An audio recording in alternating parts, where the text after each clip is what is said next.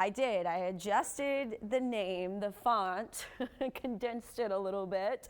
So now we do have landfall from Debby. Officially was near Steinhatchee, Florida at 7 a.m. local Florida time. So that was 6 a.m. here in Corpus Christi. Category 1 hurricane with 80-mile-per-hour winds, pressure 979. This is actually the same wind and pressure that Beryl had as it made landfall in Houston. So some other cities near that landfall, Cross City, Horseshoe Beach, Cedar Key. You can see now the center of the eye as well into Florida. And it is going to cross over toward the Atlantic coast, across Georgia and into South Carolina. That's where the heaviest rainfall is expected to be. Right now, here's a look at our tropical overview. So you see that forecast cone for Debby. It's going to hang out there in those southeastern states for potentially up to 48 hours or more, and that's what's going to produce the potential for some devastating historical flooding.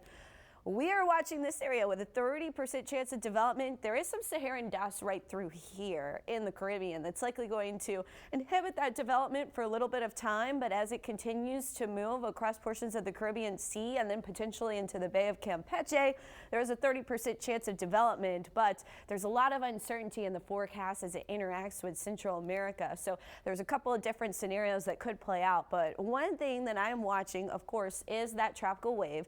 This is Debby right here in between these two areas of high pressure. It's this low pressure trough that's weakening that's going to pull Debby eventually to the north though, but this high pressure is just going to stay so strong. I don't see this high really weakening anytime soon, maybe just briefly in the middle of the week, but by the time we're getting the potential for that system to be in the southern Gulf of Mexico or the Bay of Campeche, this high is looking pretty strong, and that would likely steer it into southern Mexico. That's the highest probability at this point in the forecast heading into the weekend. But that high pressure, what it's going to do for us here in South Texas and Corpus Christi, we're going to have our highs in the upper 90s, could be around triple-digit heat as we head into the second half of this week. We're going to miss the rainfall. Debby, of course, producing the potential for 20 inches across the southeast, but we are going to see barely any rain. That's thanks to high pressure. High pressure holding on pretty strong here in Texas, and we are going to be nice and sunny, still hot and humid today, especially